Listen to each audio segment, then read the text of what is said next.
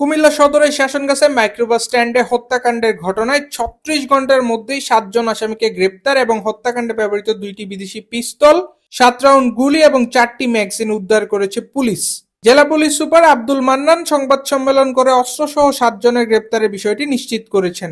এ সময় জেলা পুলিশের অন্যান্য কর্মকর্তাবৃন্দ উপস্থিত ছিলেন। গত ১৫ই মার্চ দুপুরে শাসনগাছা বাসস্ট্যান্ড এলাকায় এক মহিলা যাত্রীর সঙ্গে মাইক্রোবাস ড্রাইভার ও লাইনম্যানের তর্ক বিতর্কে এই ঘটনা ঘটে। পরবর্তীতে উক্ত ঘটনাকে কেন্দ্র করে শাসনগাছা মধ্যমপাড়া এবং মোল্লাবাড়ির লোকজনদের মাঝে সংঘর্ষ ছড়িয়ে পড়ে এবং গুলি বিনিময়ের ঘটনাও ঘটে। উক্ত ঘটনায় বেশ কয়েকজন গুলিবিদ্ধ হয় এবং জামিল হাসান অর্ণব নামের একজন নিহত হয়।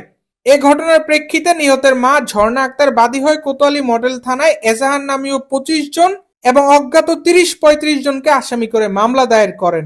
এ ঘটনার পর পুলিশ সুপারের নির্দেশনায় তাৎক্ষণিকভাবে কোতোয়ালি মডেল থানার পুলিশ এবং জেলা ডিবি পুলিশ কাজ শুরু করেন।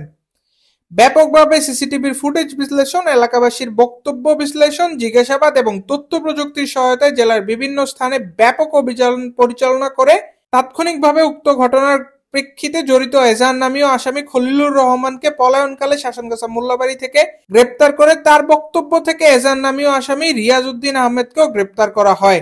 গ্রেপ্তারকৃতদের জিজ্ঞাসাবাদ এবং তথ্য প্রযুক্তির সহায়তায় উক্ত ঘটনায় গুলিবর্ষণকারী ফজলে রাব্বিকে পাথুবি ইউনিয়ন বিষ্ণুপুর সীমান্ত এলাকা দিয়ে ভারতে পালিয়ে যাওয়ার প্রাক্কালে ১৭ই মার্চ একটায় রাস্তার উপর থেকে গ্রেপ্তার করা হয়।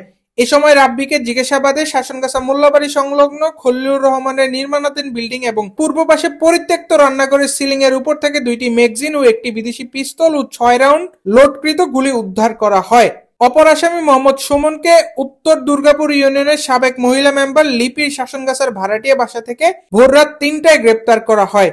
সুমনকে ব্যাপক জিজ্ঞাসাবাদ এবং প্রাপ্ত তথ্য অনুযায়ী তার দেখানো শাসনগাছাস্থ মোল্লাবাড়ি সংলগ্ন মৃত রশিদ মিয়ার মাটির ঘরের দক্ষিণ পাশের সীমানা প্রাচীর এবং নুরু মিয়া নির্মাণাধীন ভবনের সামনের প্রাচীর থেকে ফাঁকা জায়গা থেকে ২টি ম্যাগাজিন এবং একটি বিদেশি পিস্তল ও ১ রাউন্ড গুলি উদ্ধার করা হয়। আসামি রাশেদকে বুড়িচং উপজেলার নিমসার ভাড়া বাসা থেকে অভিযান চালিয়ে গ্রেপ্তার করা হয়। আসামি কায়সারকে শাসনগাছা মোল্লাবাড়ি থেকে এবং আসামি সোলোমানকে মোল্লাবাড়ি এলাকা থেকে গ্রেপ্তার করে জেলা পুলিশ। উক্ত ঘটনায় আগ্নেয়াস্ত্র ব্যবহারকারী অন্যান্যদেরও গ্রেপ্তারে অভিযান চলছে। পুলিশ অভিযানে গ্রেপ্তার হওয়া আসামিরা হলেন কুমিল্লা সদরের শাসনগাছা এলাকার মোল্লাবাড়ির খলিলুর রহমানের ছেলে ফজলে রাব্বি, গর্জনখোলা এলাকার মৃত রফিক মিয়ার ছেলে মোহাম্মদ সুমন, শাসনগাছা দক্ষিণবাড়ি এলাকার মৃত মনু মিয়ার ছেলে মামলার আসামি রাশেদ, শাসনগাছা মোল্লাবাড়ি এলাকার আনোয়ার মিয়ার ছেলে ৩ মামলার আসামি কাউসার, একই এলাকার মৃত বাদশা মিয়ার ছেলে খলিলুর রহমান এবং একই এলাকার হাবিবুর রহমান প্রকাশ বাবু মিয়ার ছেলে রিয়াজ এবং শাসনগাছা দক্ষিণবাড়ি এলাকার মৃত আব্দুর রশিদের ছেলে সুলাইমান। এদিকে এই সংঘর্ষ হত্যাকাণ্ডের ঘটনায় জড়িত আরো ৫ আসামিকে গ্রেপ্তার করেছে কুমিল্লা র‍্যাব ১১ সিপিসি ২ সদস্যরা।